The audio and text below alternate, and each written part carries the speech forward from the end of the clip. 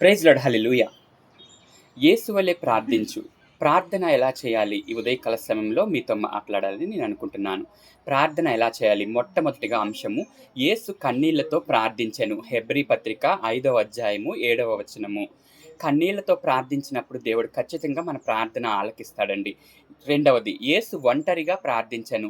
నీ గదిలో నువ్వు ఉండి రహస్యముగా ఉన్న తండ్రికి ప్రార్థన చెయ్యి. యేసయ్యా, ఈ స్థితిలో నేనున్నాను. ఈ ఇబ్బందిలో నేనున్నాను. నన్ను రక్షించు. నన్ను కాపాడు.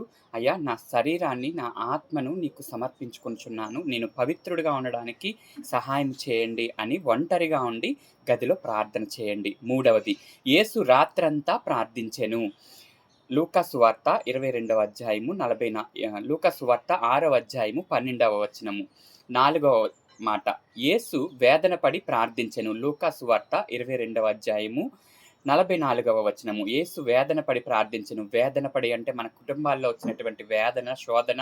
ప్రభువా, ఈ వేదనలో నేనున్నాను. పలానా విధమైన శోధనలో నేనున్నాను. ఈ ఈ రకమైన ఇబ్బందిలో నేనున్నాను అని ప్రార్థించినప్పుడు దేవుడు ఖచ్చితంగా మీకు జవాబిస్తాడు. యేసు మహారోదనతో ప్రార్థించెను. కుటుంబంలో ఏదైనా భయంకరమైన శోధన వచ్చినప్పుడు, భయంకరమైన ఇబ్బందుల కొలిమిలో ఉన్నప్పుడు, ఏదైనా ఇబ్బంది నువ్వు పనిచేసే ఉద్యోగంలో కానీ, లేకపోతే నువ్వు ప్రయాణించే మార్గంలో కానీ భయంకరమైన పరిస్థితిలో ఉన్నప్పుడు, యేసయ్యా, నేను ఎవరూ లేని పరిస్థితిలో ఒంటరిగా ఉన్నాను ప్రభువా.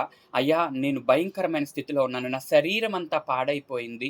నేను రోగాల బారిన పడి ఉన్నాను అని ఈ ఉదయకాల సమయంలో నువ్వు మహారోదనతో ప్రార్థన చేసినట్లయితే ఖచ్చితంగా ఆయన నీ ప్రార్థన అంగీకరించి నీకు సమాధానం ఇచ్చేవాడిగా ఆయన ఉన్నారు. చిన్న ప్రార్థన చేసుకుందామా? ఇంకొక మాట, లాస్ట్‌గా చివరి మాట చెప్దామనుకుంటున్నాను. యేసు పెందల కడనే లేచి ప్రార్థించెను. ఉదయకాల సమయంలో ఎంతమంది ప్రార్థన చేస్తున్నారు? ఉదయకాల సమయ ప్రార్థన మీ పరిస్థితిని, మీ స్థితిగతులను మారుస్తుంది.